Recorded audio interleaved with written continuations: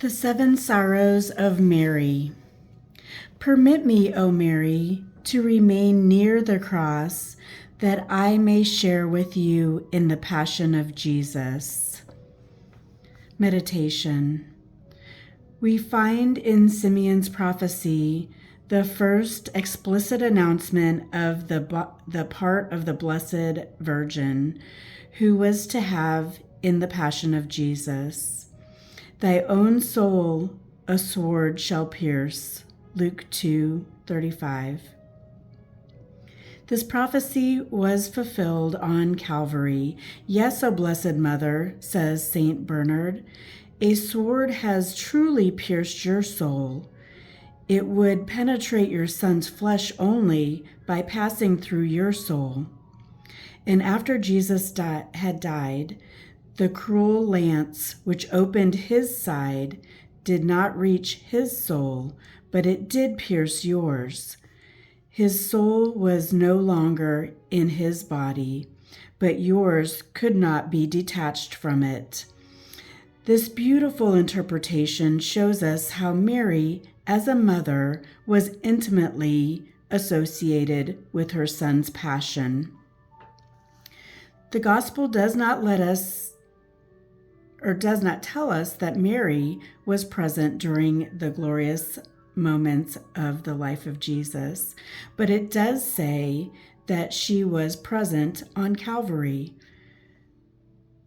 Now there stood by the cross of Jesus his mother and his mother's sister, Mary of Cleophas and Mary Magdalene, John 19:25.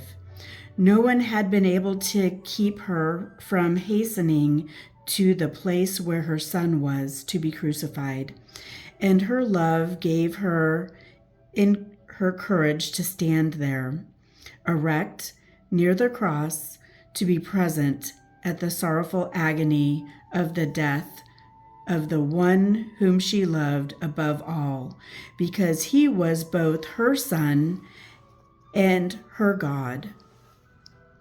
Just as she had once consented to become his mother, so she would now agree to see him tortured from head to foot and to be torn away from her by a cruel death.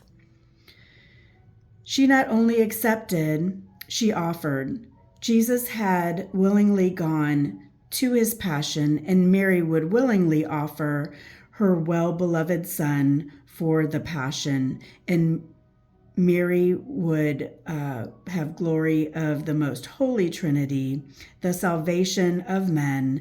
That is why the sacrifice of Jesus became Mary's sacrifice, not only because Mary offered it together with Jesus and in him offered her own son, but also because by this offering she completed the most profound holocaust of herself.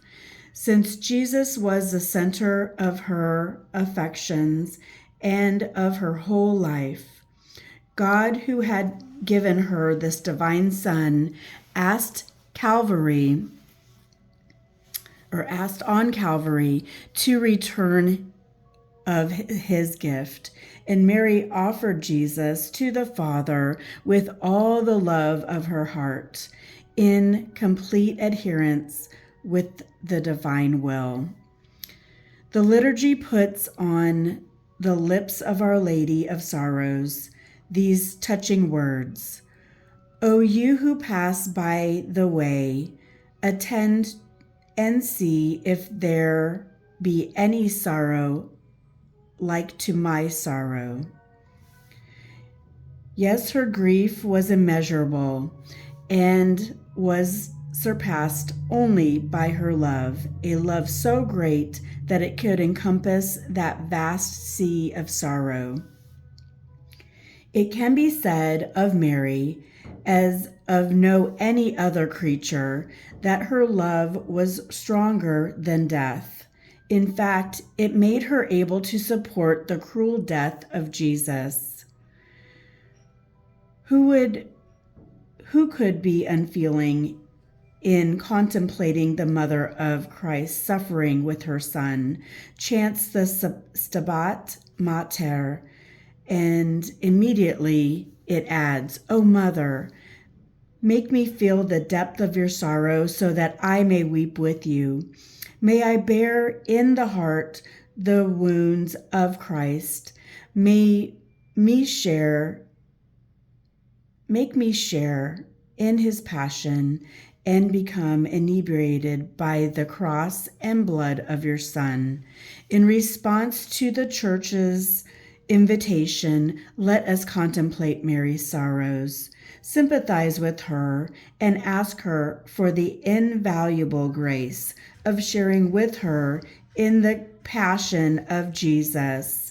Let us remember that this participation is not to be merely sentimental, even though this sentiment is good and holy, but it must lead us to real compassion, that is, to suffering with Jesus and Mary.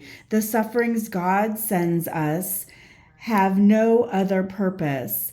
The sight of Mary at the foot of the cross makes the lesson of the cross less hard and less bitter.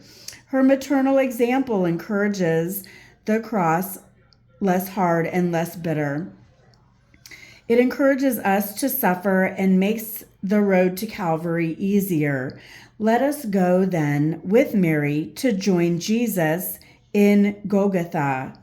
Let us go with her to meet our cross. And sustained by her, let us embrace it willingly, uniting it with her sons.